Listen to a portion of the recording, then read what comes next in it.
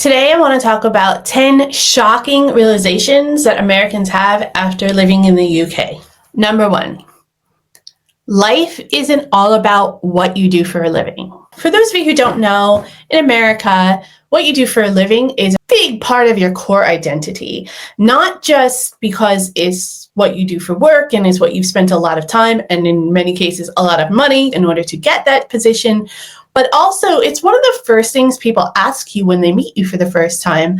If you meet someone in a bar or something like that, and one of the first things they would be like is, oh, what do you do for a living? It's very common. It's not unheard of at all in America for that to be one of the things people are most interested in about you. It's just something that's part of the culture in America that I never even realized was not normal until I moved to the UK. It's not like they don't, but it's definitely not one of the first things they ask you when they meet you. It's just not something that people have such a very tight tie to either. It's not their whole identity. The work-life balance here in the UK is just structured so differently that nothing is really a core identity of who you are other than you. Life is definitely not about work. It's more about what you do outside of work. A lot of people tell me this all the time, that Americans live to work and people from the UK work to live. Pretty much says it all. Number 2, safety just hits a little bit differently here. I have never felt so safe in my life. Now, there's a heavy gun culture in America. The police are some of the most armed people I've ever seen other than military. People hunt for sport, and I've even seen people openly carry them on their hip, like it's the Old West. I'm serious. Even if you take the guns away from that whole situation, the police training is not necessarily focused on avoiding and non-escalating situations. Plus, they don't have as many cameras. Then you factor in things like there's tons of animals that can kill you in America or hurt you or at least get you very ill. And there's lots of alcoholism and substance abuse in America. Don't even get me started on being a parent in America when it comes to the safety issues as well.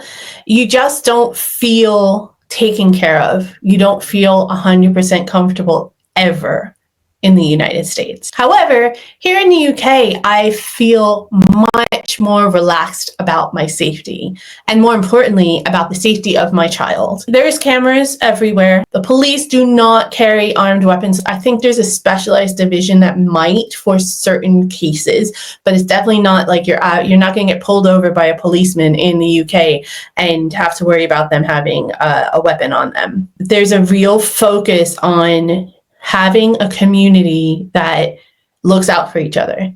If someone starts something on the street and it is unwarranted, it's unnecessary or out of hand, locals will step in and try to mitigate the situation before even getting the police involved. In America, there's a very hands-off approach because you don't know if you get involved in an altercation, if you're going to get hurt, if you're going to get shot, if you're going to get caught up in the crime. Americans are just more reluctant to participate in any kind of, civil despairing of any altercation. Another thing that I realized when I moved to the UK is that being healthy doesn't have to be expensive. The grocery prices here in the UK are shockingly cheap compared to what we have in the United States. Now, there is a cost of living crisis here in the UK, but compared to what we pay for in America, it's insane. For as an example, lettuce that I've paid for $2 or $3 for a head of lettuce in America, and I've paid like 80p here. Everything that's healthy in America seems to be so much more expensive, and anything that is processed and full of sodium and sugar tends to be a lot cheaper and more accessible. Complete opposite here in the UK. I'm usually pleasantly surprised even now when I go to the grocery store how inexpensive things can actually be. The next shocking thing, food has really good natural flavors. and can also be extremely satisfying. In America, as I said in the previous segment, there's lots of sodium, there's lots of sugars pumped into things, there's lots of preservatives, there's lots of chemicals to make things last longer, to have a longer shelf date, and you're always on the go. So either you're grabbing something to eat from a restaurant or fast food, or you're, trying to have a quick meal, and so you're just heating something up in the microwave. Of course, people do cook from scratch and do cook with, natural organic stuff. But like I said in the previous segment, it's a lot more expensive. So the average person, if you're trying to cut costs, especially in the economy that we're in right now across the globe, you're going to go for what's cheap and how you can feed your family. And in most cases, that's not very healthy. It doesn't even really taste that good. You don't realize it doesn't taste that good until you go somewhere and they make it fresh, or you can actually have more natural ingredients in it. And then you realize I don't need a whole lot of that sugar and salt and chemical to feel satisfied. This small portion of an average meal is enough. I just need this portion of good, fresh prepared food that has natural flavors. It's good pairings with all of the spices and everything that you use. And I can just enjoy it and be satisfied and not feel completely gross 5 minutes later. This next one is something that I sort of brag about all the time, even to British people. I didn't realize growing up in America that driving could be optional. It can be a little bit awkward for British people sometimes, depending on your location. Because I know if you're taking the train, sometimes you have to go to a hub in order to get to another area of the UK or something like that. So it is a little bit involved. It can take a long time as well. So people opt to drive. But I have literally heard people do nothing but complain about driving here. I personally loved driving in America. I couldn't wait to get my license. I drove everywhere I could when I first got my license, and the novelty kind of died off. I grew up on road trips. So road trips and being able to just get in your car and drive, that convenience and that freedom is something that I really thrived for and really appreciated. Even when I worked from home and I didn't have any commute at all, I so very much appreciated just having my car sitting in the driveway. So if I wanted to go do something, I could just hop in the car and go. When I came to the UK, I was a little bit daunted, and I still get extremely stressed when I drive here, and it's not that often. I'm still learning. I love the fact that I can just hop on a train or a bus and get where I need to go. It's just not even available unless you're in big cities in the US, and a lot of the big cities don't even have public transit that expands the entire city. Anyway, the fact that you can actually get around without a car and without having to drive and not be isolated in any way is absolutely incredible, and I'm still flabbergasted about that. Number 6, that being able to speak English plus other languages is not as rare as Americans think it is. It's not that Americans don't have interactions with people who speak different languages. Usually, a lot of our immigrant culture is very centralized in a specific area that is relevant to the port that is closest to where they're coming from.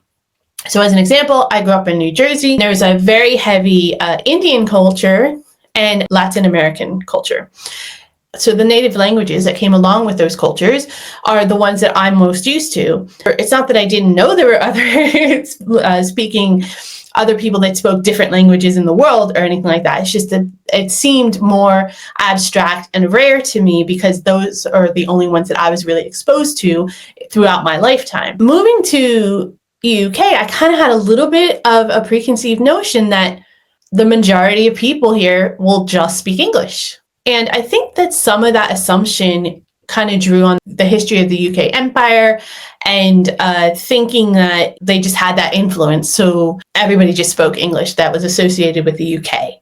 But it's not like that. I mean, there's people even within the UK that speak different languages, Scottish, Welsh, and there's people that speak Irish. It might be Celtic. Not to mention the amount of people that are from Europe, that are from India and the Middle East. It really is a hub of culture here in England, especially around London.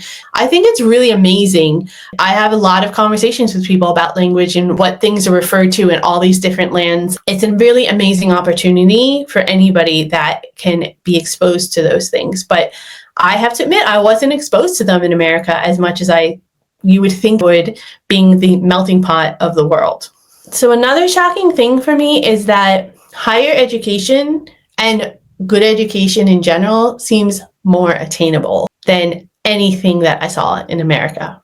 Just the cost of higher education between the two is astoundingly different. But it also seems like it's something that is more just specialized to the individual rather than, yeah, you're done with high school, you should go to college now. You're done with your bachelor's degree, make sure you get a master's, you won't get a good job.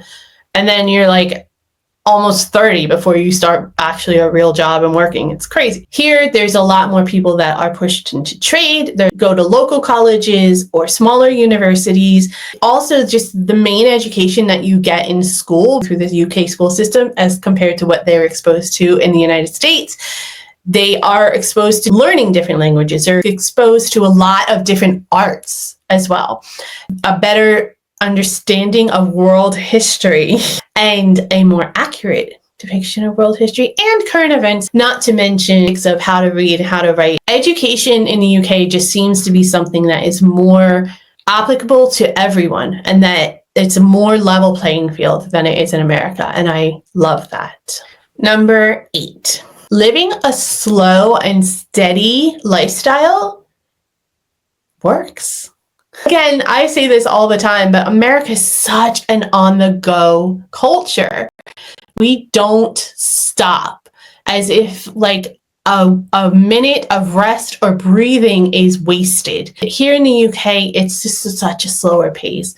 It's not like people aren't ambitious. It's not like people aren't, really focused and hustle.